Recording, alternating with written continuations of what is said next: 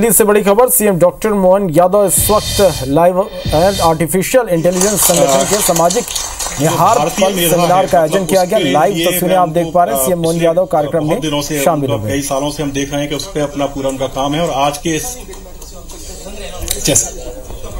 अच्छा तो artificial intelligence संगठन के सामाजिक निहितार्थ पर सेमिनार का यह आयोजन है। सीएम मोहन यादव इस कार्यक्रम में शामिल हुए। सीधी तस्वीरें आप देख पा रहे हैं। भूपेंद्र मलिक जी दीनदयाल शोध संस्थान के प्रबंध समिति के सदस्य,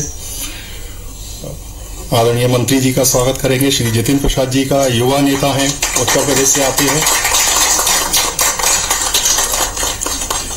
डॉक्टर विजय कुमार सारस्वत नीति आयोग के सदस्य हैं। बहुत डिस्टिंग्विश्ड कैरियर रहा आपका साइंटिस्ट के रूप में। डीआरडीओ के सेक्रेटरी रहे, पद्मश्री और पद्म भूषण से अवार्डी हैं।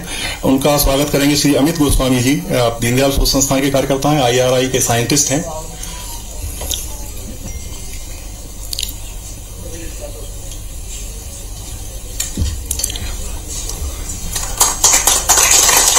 अपने बीच में RIS के चेयरपर्सन, आपका बड़ा डिस्टिंग्विश्ड IFS कैरियर रहा है, जापान में भारत के एम्बेसडर रहे, संजय कुमार वर्मा जी, उनके स्वागत के लिए डॉक्टर छगन लाल जी से आग्रह करूंगा कि वो आएं और उनका स्वागत करें।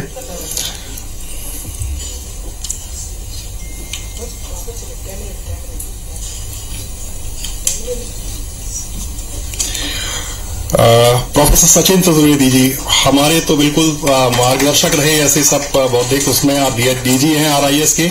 उनके स्वागत के लिए दीनदयाल शोध संस्थान की प्रबंध समिति के सदस्य श्री संजीव ठुकरेला से आग्रह है कि वो आएं और उनका पुस्तक देकर स्वागत करें।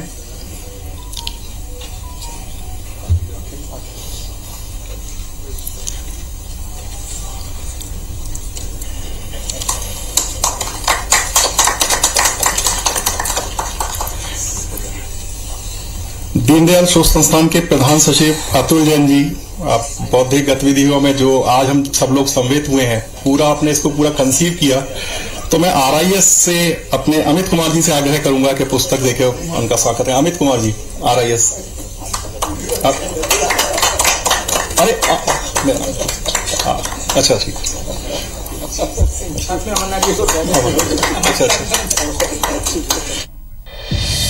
प्रदेश के चीफ गलबड़े फिर रुकना पड़ रहा है। तो अपनी महारानी से कहते हैं, महारानी वहाँ जंगल में वो झरना है, पहाड़ है, वहाँ जब एक बार गए थे वहीं पहुंचो तो अपने परिचय सारे जितने भी उनके लाव लश्कर उनको सबको रवाना करते हुए मैं पीछे आता हूँ। मैं 1-2 घंटे बाद आता हूँ, देखता हूँ मैं क्या है। वो पहुंचते हैं, वहां पहुंचने के बाद में ये महारानी तो पहुंच जाती है और ये संयोग से अभी दरबार में थे और जाने क्या होता है कि जहां वो पहुंचती है रानी, और वो चूंकि स्वाभाविक उसकी परिचारिका महिला है, अब जंगल है और आउटिंग के लिए आए तो स्वाभाविक रूप से झरने वगैरह था तो वो स्नान में लग गए। तो महिला स्वाभाविक अपनी जो भी उनकी मर्यादा की व्यवस्था में स्त्री थी। इसी समय संयोग से ऐसा था कि एक पास का राजा जो इस उग्रसेन महाराज से द्वेषता रखता था, जिनकी बनती नहीं थी, ये भी वहां पास में लश्कर लगा के था। इसने कहा ये कौन आए हैं, जरा थोड़ा अलग टाइप का माहौल दिख रहा है। तो उसको जानकारी आ गई कि उग्रसेन की पत्नी आई है। तो उसको उसके मन में जो भाव था वो देश भाव था। ये अलग बात थी कि वो राजा होकर के उससे सामने संघर्ष नहीं कर पाता था उग्रसेन से, लेकिन मन में उसके प्रति द्वेष भाव था, गुस्सा था, उससे थोड़ा दुश्मनी का भाव था। तो उसको एक विधा आती थी। वो विधा ये थी कि वो अपना रूप बदल सकता था। तो उसने उस षड्यंत्र के अंतर्गत अपना रूप बदल लिया और वो महाराजा उग्रसेन बन गया। और उग्रसेन बनकर के वो वहां जहां स्नान हो रहा था या बाकी रानी और सारे लोग थे, अचानक गया और जाते ही देखा कि महाराज आ गए। तो स्वाभाविक रूप से वो जितने बाकी लोग थे सब भागे और वो अकेली रानी उनके पास रह गई। अब ये घटना यथार्थ में भी है कि वो रानी महाराज को देख अचंभित है, लेकिन वो बोलती महाराज तो आप 2 घंटे बाद आने वाले, एकदम पीछे पीछे कैसे आ गए।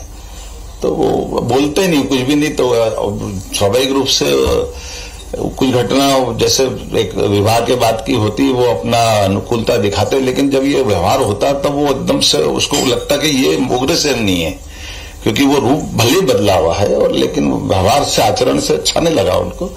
तो एकदम से वो बहुत गुस्सा होती कि तुमने मेरे साथ दुष्कर्म कर लिया और तुम कौन और ये, और बहुत एकदम क्रोधित आक्रोशित होती है। तब जाकर वो बोलता कि देखो मैं कोई भी हूं, लेकिन मैं ये ईश्वर की इच्छा थी, मेरी आपके मिलन से एक संतान होगी, वो संतान बहुत बलिष्ठ होगा और अच्छा होगा, ये वो तो बहुत पतिव्रता स्त्री थी। वो बोले दुष्ट तूने मेरे सतीत्व को भंग कर दिया और मैं इसको बर्दाश्त नहीं करूंगी, और जो भी होगा ये तू कितना भी उसका अच्छे बारे में कह रहा है। मैं यादव वंश की हूं और मैं अपने वंश में कामना करती भगवान से कि ऐसा कोई वंश वाला होगा जो उसको मारेगा, तो ये पाप मेरे को छोड़ के जा रहा है।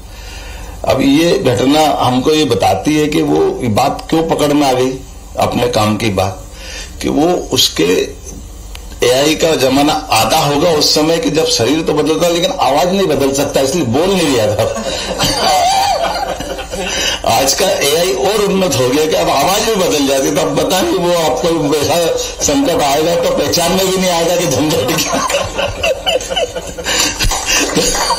तो भगवान कृष्ण की भविष्यवाणी के पहले कंस की भविष्यवाणी ये उस समय हुई थी, उस घटना से। ये मैं उस प्रसंग से जोड़ करके ये जो अभी अपन नुकसान फायदे की बात जोड़ रहे हैं कि एआई के आने से नुकसान, एआई के आने से फायदे, ये बात सही है कि हमारी मस्तिष्क की अवस्था को देख करके जिस प्रकार के नए नए खोज हो रही है, जैसे हम अपने स्कूली जीवन को याद करें तो विज्ञान एक अभिशाप है या विज्ञान एक वरदान है, सबने निबंध लिखे होंगे और कई सारी बातें सबके जीवन से निकली होगी, और इन सारी बातों से वो दौर भी निकले होंगे जब कंप्यूटर आया तो हाहाकार मचा था, अरे कंप्यूटर आ गया तो सब बेरोजगार हो जाएंगे, क्या होगा, कहां से संकट आ गया, इंटरनेट आया तो घर घर बिगड़ जाएंगे, कितनी प्रकार की बात है। ये सब बातें तो आएगी, लेकिन ये बात भी सही कि उसमें अच्छाई भी और बुराई भी है, दोनों तरह की बात है। ऐसे में एआई का जमाना तो उसमें अच्छाई भी बुराई भी, सरकार के माध्यम से जो फायदे हो सकते हैं वो सारे विद्वानों ने बताए, संकट भी बताए, जो आशंक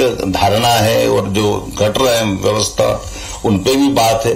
लेकिन ये नानाजी के नाम पर रिसर्च इंस्टीट्यूट जो माननीय नानाजी ने बनाया है, ये समाज के इन व्यवस्थाओं के लिए सही प्लेटफॉर्म है जो इस प्रकार की व्यवस्थाओं के लिए मौका देता है। ऐसे विचार विमर्श के इस प्रसंग के अवसर पर मेरी अपनी ओर से आप सबके प्रति अभिनंदन, बहुत बहुत धन्यवाद। बहुत बहुत धन्यवाद माननीय मुख्यमंत्री जी। आपने बिल्कुल व्यवहारिक प्रयोग एआई का सबके सामने रखा। आज शाम को अपना नानाजी स्मृति व्याख्यान इसी विषय पर अपना रहेगा। माननीय मुख्यमंत्री जी उसमें भी मुख्य अतिथि हैं, चिन्मय पंड्या जी अपना सारस्वत उद्बोधन रखेंगे। आप सभी लोग उसमें आमंत्रित हैं।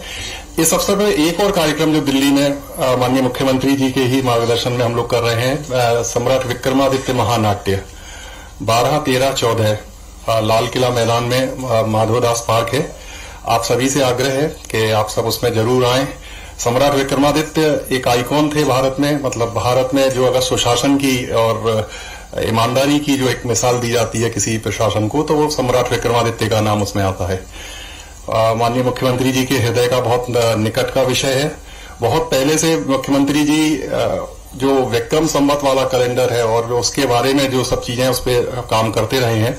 आप सभी लोग और अपने मित्र परिचर के साथ में आए आप यहाँ पर उस समय पूरे हैं।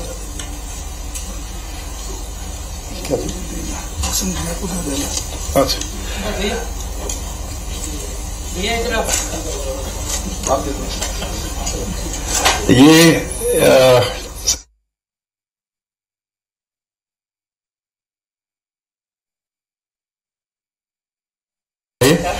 तो ये चौथा जो हमारा इंटरनेशनल एसडीजी कॉन्फ्रेंस हुआ उसका कंपेंडियम माननीय मुख्यमंत्री जी और सभी मंचीय अतिथियों को प्रदान किया जा रहा है।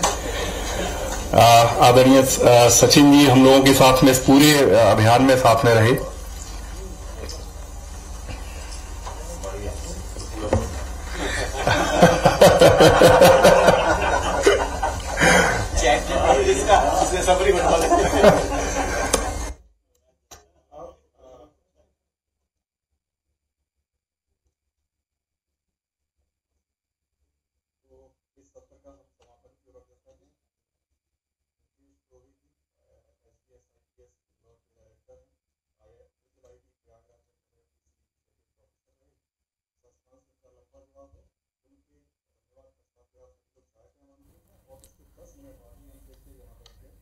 सीएम डॉक्टर मोहन यादव इस कार्यक्रम में शिरकत कर रहे हैं। एआई पर आधारित ये कार्यक्रम है। आप लोग भी इंटरेक्टिव रखेंगे इसको पूरा। एआई के सोशल इम्प्लीकेशंस पर यह सेमिनार आयोजित किया गया, जिसमें उत्तर प्रदेश के पीडब्ल्यूडी मिनिस्टर जतिन प्रसाद भी शिरकत कर रहे हैं। मध्य प्रदेश के chief minister doctor Mohan Yadav तो शिरकत कर ही रहे, उन्होंने संबोधित भी किया।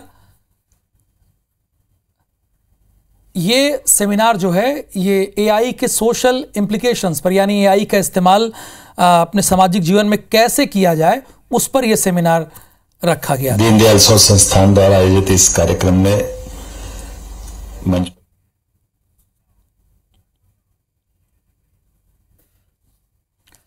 आर्टिफिशियल इंटेलिजेंस संगठन के सामाजिक निहितार्थ पर यह सेमिनार रखा गया था, जिसमें सीएम डॉक्टर मोहन यादव बतौर वक्ता भी शामिल हुए।